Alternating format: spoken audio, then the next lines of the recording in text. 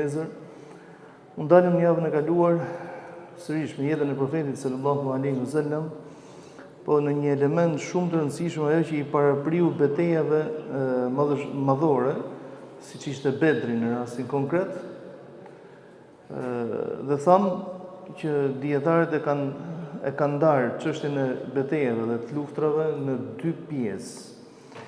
Aty ku merr pjesë profeti alayhi salatu wassalam dhe quhet luftë apo ghazwa, dhe aty ku profeti alayhi salatu wassalam ka të deleguar, dhe kjo quhet serie ose ba'th. Dhe cilësuam se ai pejgamberi alayhi salatu wassalam përgjatë gjithë jetës së tij, pra betejat të cilat janë zhvilluar gjatë jetës së tij, sa ishin 65. Sa prej tyre ka marrë pjesë profeti alayhi salam? 27 ose 28. Dhe ata në të cilat nuk ka marrë pjesë është pjesa e mbetur, 37 të tilla. Pra çfarë na vlen neve kjo? Kjo na vlen për të kujtuar se jeta e profetit alayhi salatu wasalam ka qenë mbushur me sprova, nuk ka qenë një jetë e rehatshme. Ndaj dhe Umeri radiallahu anhu kur shihte se ai pejgamberi i Zotit alayhi salatu wasalam flinte në tokë, aq sa hasra i linte shenja tek trupi, qante dhe thonte i dërguari i Allahut, a flen Kisra i Persis dhe Herakliu i Romës ose Bizantit në shtretërit e tyre perandorak, ndërsa i dërguari i Zotit flen to, dhe thonte o Umer, ata janë njerëz, janë popull, janë kombe të cilëve Allahu subhanahu wa taala ja ka përshpejtuar të mirët, pra ja ka kërkuar të mirët Zotit në këtë dynja, pa ja ka dhënë. Ndaj pra është shumë e rëndësishme që gjatë biografisë së profetit alayhi salatu wasalam të përshkruajmë pikërisht edhe këto ndodhi shkurtimisht dhe mësimet që nxjerrin prej tyre. Thamë që para betejës së Bedrit janë 8 beteja të ndodhura, pra ne shpesh njohim ato të cilat janë si më madhështore, por patjetër, dhe beteja e Bedrit ka ndodhur në 17 Ramazan në vitin e 2 të Hijretit të profetit alayhi salatu wasalam, të emigrimit pra nga Mekka për Medinë, dhe konsiderohet përballja e parë kaq e madhe. Mirë po asaj i kanë paraprir 8 të tilla. I kanë paraprir 8 të tjera. E para e gjitha këtyreve që ne i konsideruam, domethënë çeta, i konsideruam çeta, është ajo që quhet ndryshe seriet Sifil Bahr. Sifil Bahr është një betejë në të cilën profeti alayhi salatu wasalam ka ngarkuar sahabiun e nderuar, luanin e Allahut subhanahu wa taala, Hamza ibn Abdul Muttalib, xhaxhain e tij, e ka ngarkuar që të drejtojë ai në këtë çetë ku po shkonte.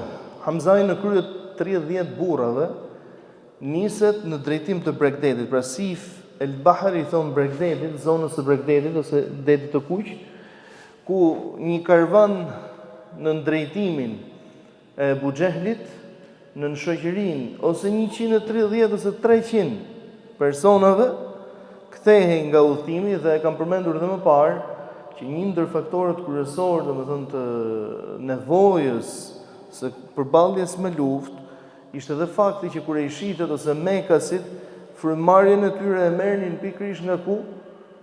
Nga tregtia, dhe kjo tregti kalonte e gjitha në Medinë dhe rrezikoi tregtia e tyre. Ishin ata të cilët kishin provokuar dhe kishin ngacmuar të dërguarin e Zotit alayhi salatu wassalam, por ishte diçka e cila do të ndodhte. Pra, edhe pse ishin ata shkaktarë, Zoti xhelel xhelalu pa t'i dhënë lejen Kur'anin e tij famlar dhe pa t'i shpallur pikërisht para kësaj betejës ajetin kuranor ku i madhnueshmi Allah drejtohet dhe thotë: Udhina lilladhina yuqataluna bi annahum zulimu wa inna Allaha ala nasrihim laqadir. I është dhënë leje atyre të cilëve janë sulmuar, janë luftuar, i është marrë drejta e tyre, janë tjetërsuar pronat e tyre, siç kishte ndodhur në Mekë, pra u është bërë pa drejtësi, që tashmë tani e tutje të luftojnë dhe Allahu subhanahu wa taala është ai i cili ndihmon, ai i cili i mundson të triumfojnë. Dakor. Nga ky çast Zoti xhelel xhelalu pra jep lejen e kujt, çka tregon se pas ka qenë ndaluar lufta. E nga ky çast përballja, lufta del e lirë. Mirë po Allahu subhanahu wa taala pas ka kushtzuar për këtë kategori të cilëve i është bërë pa drejtësi, janë marrë pronat. Dhe çka është më e bukur në këto 8 betejë për të cilat ne po flasim para betejës së Bedrit, të gjithë ata të cilët kanë marrë pjesë në këto betejë kanë qenë muhaxhirë, emigrantë, nuk ka pas Medinas, Ensar. Pse nuk ka patur Medinas dhe Ensar? Sepse Medinasi dhe Ensarët patën nënshkruar me pejgamberin alayhi salatu wassalam në atë që njihet ndryshe si marrëveshja e dytë, Bejatul Aqaba Thania, beslidhja e dytë e Akabes, se ato do ta mbrojnë pejgamberin alayhi salatu wassalam ashtu siç mbrojnë fëmijët dhe familjet e tyre në kufit e Medinës. Të gjitha këto betejë janë jashtë kufive të Medinës. Dhe duket qenë se ata nuk janë pjesë e kujt, e pjesës që tu jenë marrë pronat, lindë drejta, domethënë që ata të mos marrin pjesë në këto betejë ose në këto nisma. U lindë drejta dhe nuk kanë marrë pjesë. Në 8 të tilla nuk kanë marrë pjesë, ka pas vetëm muhaxhir, emigrant. Pra çka e bënte akoma dhe më të vështirë. Pra Hamzai radiallahu anhu, që konsiderohet i pari flamur lufte. I pari flamur lufte. Në Islam, Hamzai radiallahu anhu del në krye të 30 burrave, ku minimalja, ato që thon burimet historike, Ebu Xehli shoqërohen nga 130 ushtarë të cilët do të ruanin karvanin e tij. Ndërkohë që burimet thonë se janë 300, po dhe 130, pra ishin 1/4 raporti. Ishte jashtëzakonisht shumë. Mirë po sërish nuk pyes në sahabët e pejgamberit alayhi salatu wasallam kur bëhej fjalë për zbatuar urdhrin e dërguarit të Zotit. Po ai ishin plot shkitës në rastin konkret, kishte qenë për të plot shkitur, kishin plot shkitur për rreth ata. Kjo nuk ishte plot shkitje. Me këta ishin në luftë. Ata i kishin tjetërsuar pronat, nuk po flas për dhunën që i kishin dhunuar e tjera, po i kishin tjetërsuar, i kishin marrë pronat e tyre. Ishin futur në shtëpitë e tyre, domethënë. Dhe Zoti xhelalu pra u jep lejen që tani e tutje u lindë drejta këtyre, u lindë drejta që ti luftojnë. Dhe del Hamzai radiallahu anhu për t'i prerë rrugën Ebu Xehlit dhe janë rreshtuar, që është e vërteta, janë rreshtuar për luftë. Pra 2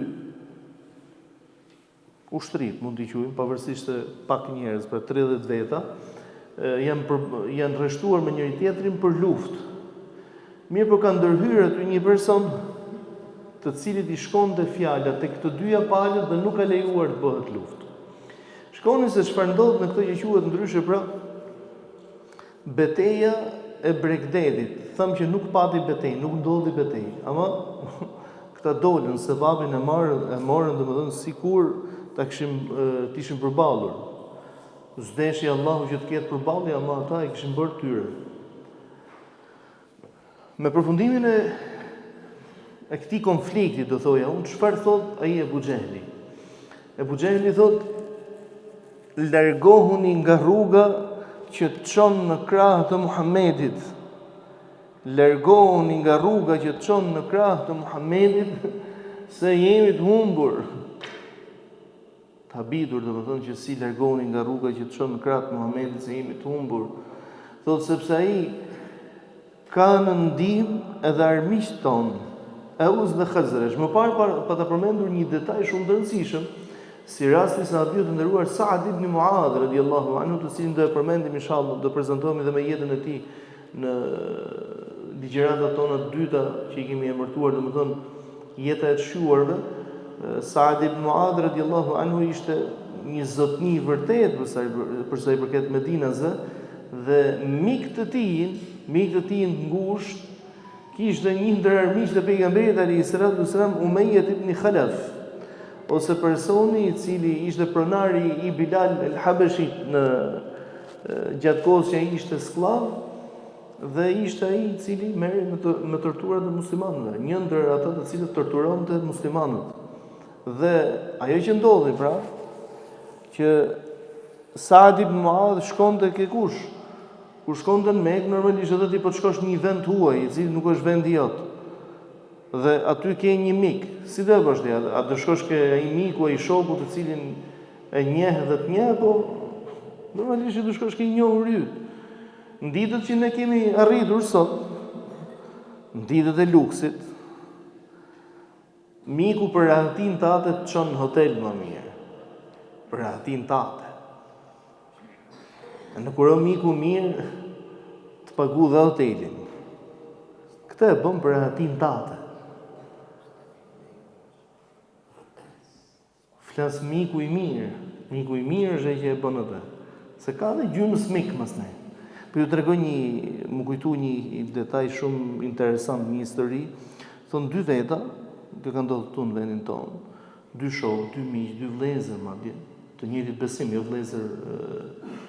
jo vëllezër djakut, në problematikë që kishin me njëri tjetrin në biznes, pra do ndaheshin në ortakërinë e tyre dhe një çast domethënë lind nevoja që një tret të gjykonte.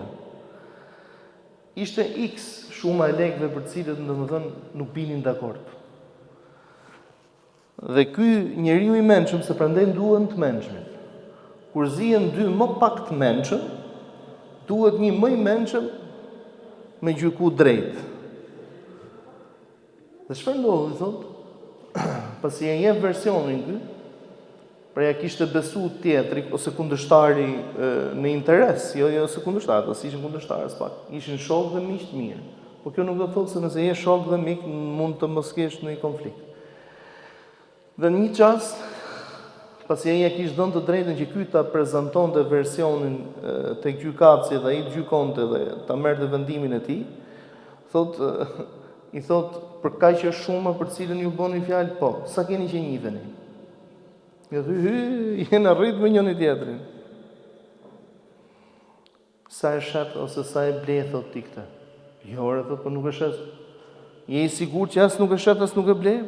Po se shite, po nuk e bleve, jepi paret. Jepi paret. Thot dhe i kishtë thonë paret, do më thonë, unë nuk po futem ke pjesa, bon zbon. Ti këta e donë për mike për shok. A e shet, a e ble? Jo, nuk e shet, nuk e ble. Jepi paret, pra. Thot dhe kur ky i kishtë dhënë paret, do më thonë, për ta për ta shkëputat e ortakërinë, ku përfundimisht, do më thonë, në të punën mbete i vetëm, po tashmo kishte nevojë, do më thonë, për investim, investitor, sepse ishte largu bashkëinvestitori ose ortaku. Dhe pasi e kish marrë vesh, do më thonë, ortaku këtë gjë, çfarë kish bë? I kish dhënë 10 fishin e detyrimit ose shumës për cilën ishin ngrind këto për ta shkëput ortakërinë, por tashmë jo bashkëinvestitor, por duke i thonë futim punë për veten tate, kur të bëhesh marrë mik the. Ky është miku që nuk të shet dhe nuk të ble. Dhe unë po flas për miq që të vlerëson dhe të çon domethënë deri ke hoteli. Kuptohet ndërumit e mi, domethënë se kjo nuk pengon, nëse dikush ndihet më rahat ose kushtet janë më të mira, s'ka si të keqe. Po dhe shtëpit mos t'i majmë kot. Mos t'i majmë kot. Se e presin ka i mik, se vapa. Se vapa, vallaj. Dhe kur shkonte pra Saad ibn Muadh, ku shkonte në Mekë? Ke Umayya ibn Khalaf.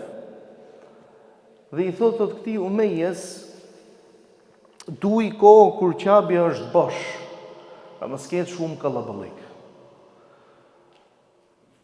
Por thotë, edhe dërgon ai në qabë në vakt të drekës, pra në vap. Atëherë ishte bosh dhe shef thotë Buxheli. I thotë Umayje, kush është ky që është me ty? Njihte Buxheli. Njëtë, domethënë se njerëzit domethënë ishin aq të lidhur me njëri tjetrin, se ishin pak. Sa dinin kë ka mik filani, kë ka mik fisteku. Kush është ky thotë? Thotë është filani, thotë miku im. Po a nuk është thotë ndër mbështetësit e armikut ton, pra pejgamberit alayhis salam? Thotë ky është miku im.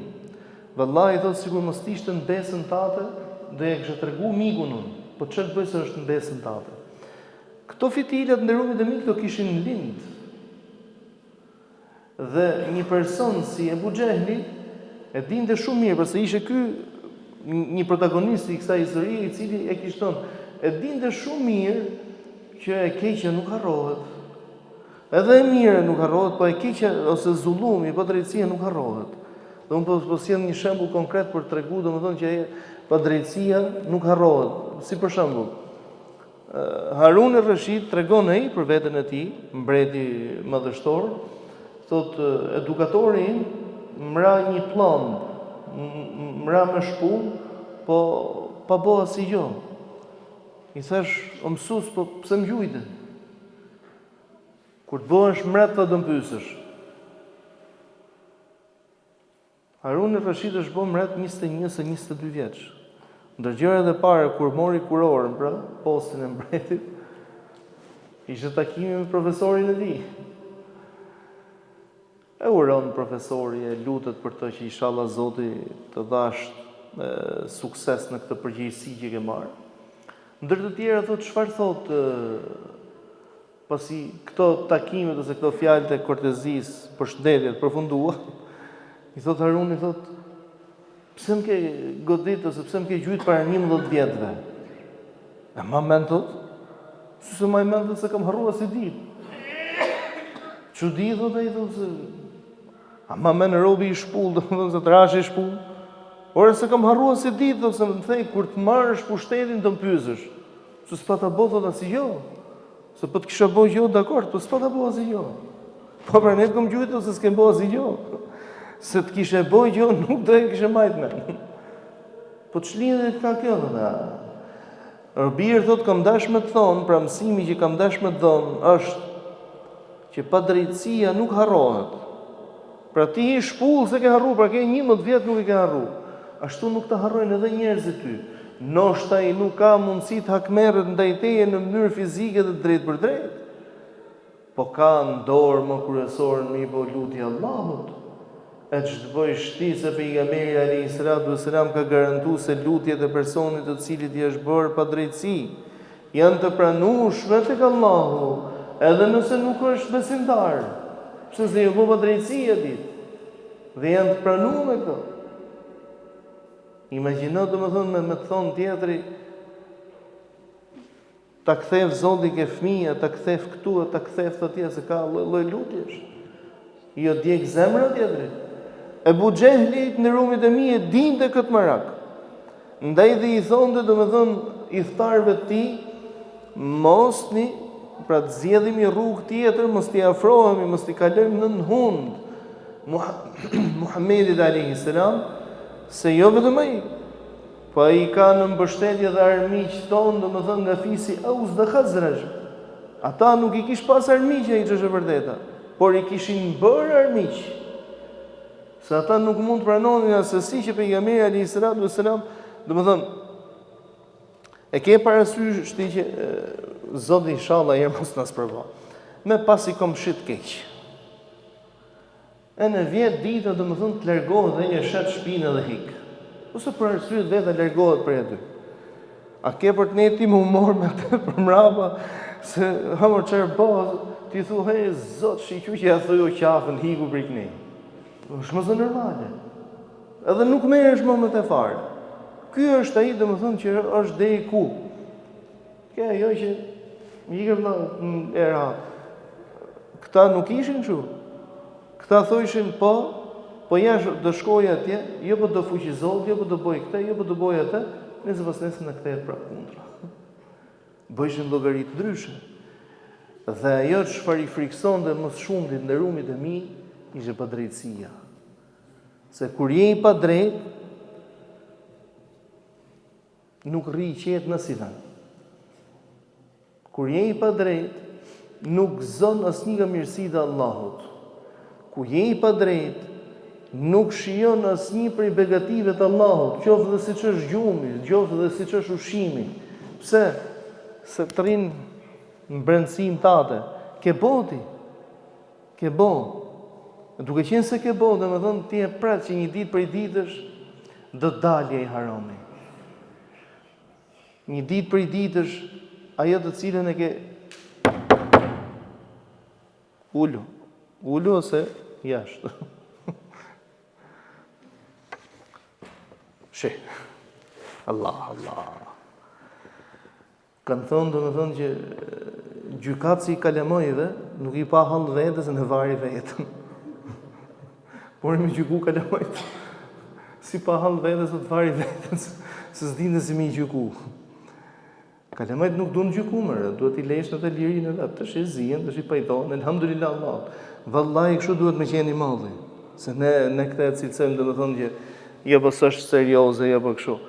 Nuk ka gale, më mirë mos majsh mbrim zemër, s'ka gale, më mirë mos t'jesh serioze, e të paktën t'jesh njëri i çiltër, se sa të rish të mash ka 40 vjet i natë, ti mash i natë tjetrit, domethënë se më ka boj një herë kështu, më ka thonë një herë kështu. Kur i dëgjon sa njerëz, domethënë shpesh herë vëllezërit e mi, domethënë kur nuk maj mend, bëhet fjalë për praktika fetare, nuk maj mend mirë. Ai thot kot nuk maj mend. Ai mund të ketë biseda dhe ngjarje ndodhi që i kanë bërë vakim jetë nga 30 vjet të jep kështu me peripeci. Kur vjen puna ke me mësuja dy gjëra vëllai s'maj mend. Nuk maj mend.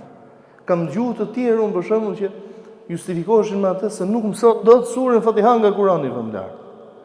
Por ai të jep me detaje, me data, çfarë dushin ndodhi që i kanë bërë vakim jetë. Ky ka problem tjetër, nuk ka problem se nuk man men. Po ky më men atë që do të majt men. Zot nësë provo.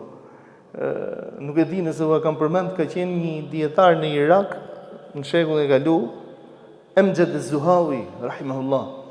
Amjad az-Zuhawi sa kam lexuar personalitetet e ndryshme, domethënë biografinë e njerëzve të veçantë në jetën time, nuk kam pasur historia e këtij njeriu. Amjad az-Zuhawi po mos të shifte me sy, të mande men emrin, nuk i kujtohesh emri edhe me qenë kalamoni vet. Pra ai kishte thotë shumë zonës, ishte njëri i cili në dituri, domethënë, mund të sillte ty trajtesa me peripeci që nuk u diskutojshin emrat, e kupton?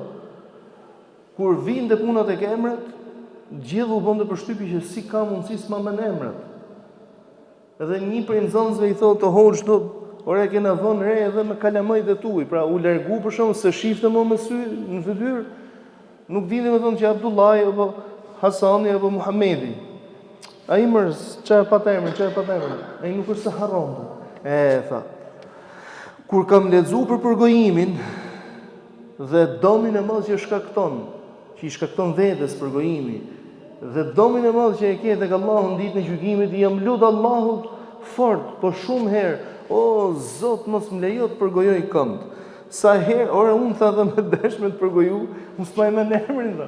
Domethënë si do i bësh mohabetin dikujt me dashme të tregu, unë mund të tregoj ngjarjen dhe ka fillimi deri në fund, po s'di dha më thonë që këtë ngjarje e pata me filanin, duhet të shoh me sy, duhet të kem përballë, domethënë që pra unë kishe lexuar ose kam lexuar dhe siç mund të keni dëgjuar dhe ju Imam Buhariu rahimahullah, kur e kanë pyet që në fushën e hadithit, në shkencën e hadithit të pejgamberit alayhis salam, ka një aspekt që quhet domethënë gjykimi mbi transmetuesit e hadithit, ose shkenca e jarh wa ta'dil, gjykimit të personit në fjalë, domethënë nëse është i aftë, i vlefshëm apo jo i vlefshëm. Dhe Imam Buhariu kur nuk thonte, pra nëse dikush mund të akuzohej ose ishte gënjeshtar për shembull, ishte shqiu se ishte gënjeshtar, ai nuk thonte që filani është gënjeshtar, po thonte ramuhu bil kadhib, e kanë akuzuar se ka qenë gënjeshtar. Ndërkohë që u dinte shumë mirë, dhe dietarët janë marrë dhe kanë studiuar këto termat e Imam Buhariut se i ka pas komplet të veçanta, dhe kur e kanë pyetur, i kanë thënë që po pse ti flet në këtë formë? Imam Buhariu ka thënë sepse nga dita që kam kuptuar se sa i dëmshëm është përgojimi, gibeti, jam zotu Allahu domethënë se do të takoj Zotin pa përgojuar askënd. Pa përgojuar askënd.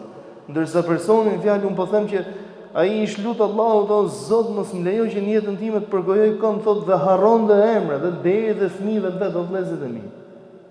Pra ai nuk është se kishte probleme me memorien, a? Pra nëse bëhej fjalë për çështjet e shkencës dhe diturisë, të jepte shpjegime pafund. Vite puna ke emrat, ngjarjeve konkrete, i harronte. Atëherë për të rikthyer tek kjo pjesë, pra frika e asaj që kishin bë i friksonte. Çka është akoma dhe më kryesore, është një detaj tjetër. Profeti alayhis salam thot ndër të tjera, ka thënë një hadith, domethënë që 5 gjëra mi ka dhënë mua Allahu xhelalu se më ka veçuar Zoti në mesin e profetëve të tjerë ose në mesin e gjithë njerëzve në dynjë. Ndër të tjera thot nusirtu birru'bi masirat e shahri. Zoti më ka ndihmuar, pra më ka mundsuar që unë të triumfoj, që të tjerët më kenë frikë nga një distancë për një muaj më radhë. Pra mund të jem një muaj larg dhe Zoti më ka ndihmuar mua me diçka të tillë. Çfarë do të thonë? Në të gjitha përballjet që ka pas profeti alayhis salam, vetëm një rast në gjithë jetën e tij. E tham sa betejë kishte pasur? 27 ose 28 ka marrë pjesë vetë profeti alayhis salam, 65 janë në total të gjitha ato të cilat i ka drejtuar. Pra në të gjitha këto, në 65 po them unë, vetëm një herë profeti alayhis salam ka qenë më shumë se kundërshtarët e tij. Vetëm një herë vetëm. Në të gjithë herët e tjera, gjithmonë numri ka qenë në favor të kundërshtarëve ose jo muslimanëve, jo besimtarëve. Dhe e megjithatë gjithmonë e kishin frikë. Për ç'është kjo frikë? Kjo është mrekullia prej Allahut subhanahu wa taala, për cilën domethënë e ka shpjeguar këtë hadith Imam Ibn Hajar al-Asqalani rahimahullah, dhe thotë bëhet fjalë për frikën fizike. Çfarë do thotë frikën fizike? Sikur profeti alayhis salam të prezantonte tek pull përballë Herakliut. Ai di se sa e kishte numrin e ushtrisë Herakliu në total, e kupton? Se për shembull ai ka luftuar kundër muslimanëve me 200.000 luftëtarë. Po sa e kishte numrin e ushtarëve? 2 milionë dhe rumit e mi. Thot sikur të qëndronte përballë tyre profeti alayhis salam i vetëm pa asnjë ushtar tek, ti jesh i bindur se në zemrat e tyre do të kishin frikë, sepse është mrekulli me të cilën e ka veçuar Zoti xhelalu të dërgumin e tij. Ndaj të nderuarit e mi, për ta përmbyllur këtë personte, kjo është betejë e parë nga 8 të tjera do t'i përmendim shkurtimisht pastaj, të cilët i kanë paraprirë betejës së Bedrit, vrejmë i Hamzai, pra përballet domethënë me Buxhehlin, 30 vet me 130 ose 300 të tillë arrin ta shmangin atë, pra qëndrojnë për të përballur për luftën, megjithatë arrin ta shmangin luftën. Mirë, po pse ndodhen të gjitha këto? Ndodhen të gjitha këto të nderuarit e mi për t'i paraprirë të madhas. Pra nga ky çast nuk kishte më rahati për kurejshitët. Pra kurejshitët tani e tutje, sa herë që do të dilnin ose do të ndërmerrin në udhëtimet e tyre, gjithmonë do t'i bëjshin llogaritë që jenë në status në ligjin e luftës. Dhe siç e dini nderuarit e mi, status ligjin e luftës ti nuk ke siguri. Pra çfarë ishte ky moment? Pra për çfarë shërbenin këto gjëra? Këto shërbenin për t'i komunikuar statusin e luftës. Se ne jemi në luftë me njëri tjetrin e përpasoj duhet marrësh masat në luftë.